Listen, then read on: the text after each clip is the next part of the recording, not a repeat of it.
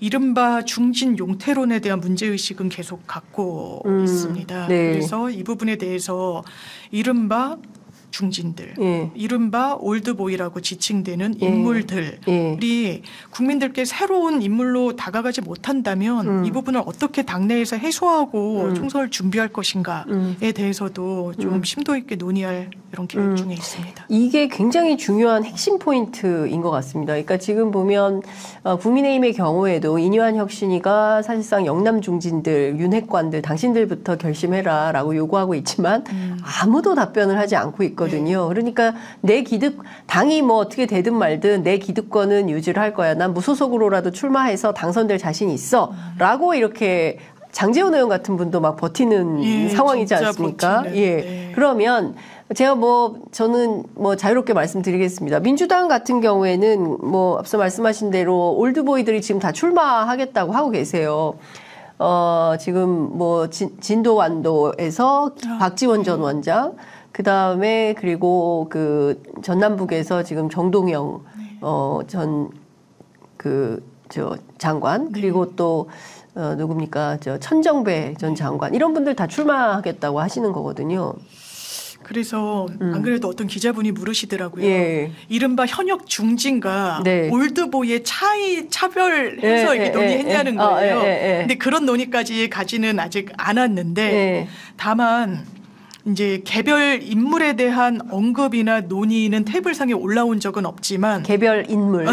이를테면 지금 기자님이 말씀 주신 그런 인물들. 다만 이제 올드보이라고 지칭을 하면서 이 부분을 우리가 논의는 해야 된다라는 공감대는 최소한 이루어졌고요. 저는 개인적으로는요. 이건 아직 논의가 구체화된 건 단순히 선수가 오래됐기 때문에 딱 어느 일정 선수 이상은 불출마를 권고한달지, 이건 사실 규율로 만들 수 있는 영역은 아닌 것 같습니다. 그렇죠. 이게 헌법상 직업 선택의 자유라는 측면과도 좀 맞닿아 있는 부분도 있고요.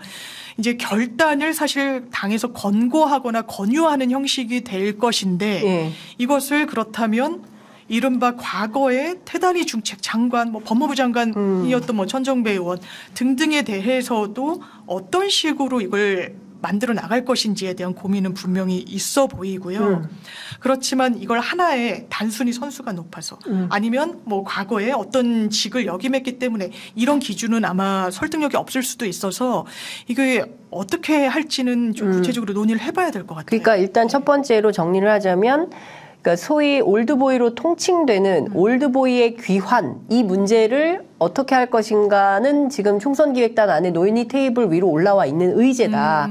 그런데 그러면 이 문제를 어떻게 해결할 거냐. 단순히 선수가 많다. 단순히 장관을 몇 차례 했다. 그러니까 당신은 불출마해야 돼. 라고 단선적으로 규정할 수는 없다. 직업선택의 자유가 있으니까. 자, 그럼 이분들 어떻게 스스로 결단하면 참 좋겠지만 그게 아닐 경우에는 경선해야 되는 거 아닙니까? 경선? 그래서 기본적으로 일단 경선을 원칙으로 올드보이도 경선한다. 그건 일단 룰 자체가 당원 당규상 경선을 또 원칙으로 하고 있기 때문에 특별히 예외를 두는 경우를 저 개인적으로는 좀 최소화할 필요가 있겠다라는 생각이 듭니다. 근데 경선을 한다 하더라도 제가 이제 들리는 소문에 따르면 박지원 전 원장 같은 경우에는 누가 나오든 원사이드하게 이긴다. 그러니까 아무나 다 붙여라. 이런 거예요. 그러니까 왜냐하면 엄청난 인지도와 그다음에 거의 날마다 하루에 라디오 한 건씩.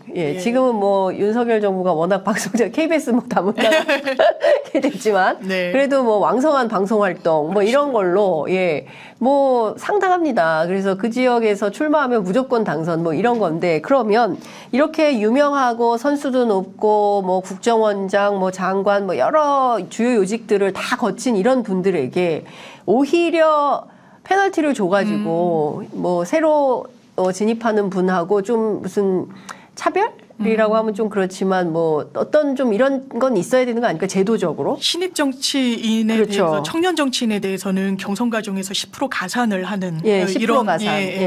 이 제도가 있기도 하고 해서요. 예. 어쨌든 기울어진 운동장이지 않겠습니까? 정치 그렇죠. 시민으로서는요. 예, 예. 그렇기 때문에 그 부분을 어쨌든 보완할 수 있는 룰은 이제 마련이 돼 있고 앞으로도 더 점검을 해나갈 예정이고요. 또 그런 부분이 논의가 된 게 있습니다. 일단 기본적으로 온라인 플랫폼을 민주당에서 이제 열려고 하는데요. 네. 이거는 사실상 정치 신인이고 유권자를 많이 만나지 못했던 분들에게 기회를 좀 열어드리는 차원이 있어서 거기에서 본인을 홍보할 수 있고 본인이 올리는 그 이력을 모든 국민들이 보실 수 있도록 하는 것도 계획 예. 중에 있고 다만 거기에 쓰는 이력이란 것도 이를테면 뭐 문재인 청와대 행정관 이런 네. 건 또 논란이 될 수 있어서요. 예. 저희가 그 이후 과정에서도 당내에서 경선을 하거나 할 때 공식 직함에는 문재인 청와대, 뭐 노무현 청와대 예. 이렇게 쓰는 것은 금지가 예. 돼 있어서 이 온라인 구동되는 플랫폼에도 특정 정치인의 이름을 쓰는 건 안 되고 뭐 19대 대통령 이런 식으로 네. 하도록 하는 가이드라인을 그렇군요. 마련해두기도 했습니다. 이재명 이름 못 쓴다. 이게 그 얘기군요. 나 이재명 대표 시절에 뭘 역임했다. 네네. 근데 이제 실제로 연관성을 넣으면 그 지지율이 폭등한다면서요. 그런 예. 여론조사들이 좀 꽤 계속 있었다고. 나오고. 예, 그러니까요. 그러니까 예. 그래서 사실상 문재인 간판, 이재명 간판 이런 걸로 좀 뭔가 정치적 이득이 있지 않을까 기대했던 분들한테는 살짝 실망스러운 예. 그런 결정이 될 수도 그럴 있겠다. 수도 그러나 있습니다. 결과적으로는 매우 공정해지는 시스템으로 갈 수 있겠다. 저는 이 부분은 민주당이 굉장히 잘 결정하는 네. 거 아닌가 싶습니다. 그 앞서 이제 말씀 주신 대로 중진 용태론 문제와 관련해서요. 네.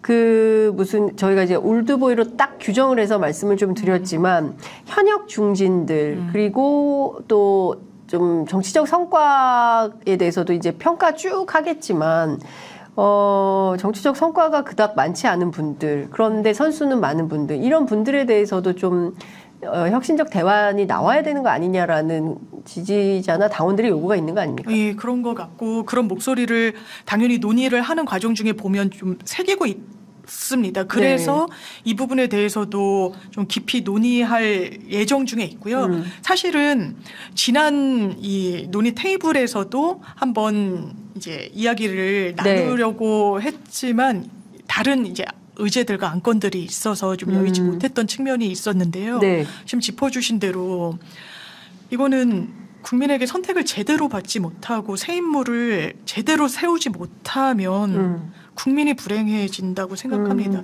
이를테면 제가 이런 말씀 들었어요. 나는 평생 국민의힘 보수정당에게 표를 던져왔는데 이번에는 그러기 어려울 거라는 거예요. 네. 왜? 윤석열 정부가 의석수를 이렇게 다수를 점하고 있지 않음에도 불구하고 폭주한다. 네. 폭정이다. 라는 진단을 기존의 보수 지지하는 분이 내리면서 이걸 어떻게든 견제하는 게 맞겠다는 생각이 든다는 거예요. 그런데 그렇다면 선뜻 민주당에 표를 주겠느냐? 내가 그러면 민주당에 표를 줄까 말까라고 이런 합리적인 고민을 하고 계시는 분들의 표심을 가져와야 되는 거 아니겠습니까? 그렇죠. 그건 인물로 정책으로 여러 상황으로 유권자분들 마음을 얻어야 되는 게 정말 절체절명의 과제고 저는 개인적으로도 국민의힘이 다수석을 점하게 되면 상당히 국민들께 행복하진 않는 결과라고 생각합니다.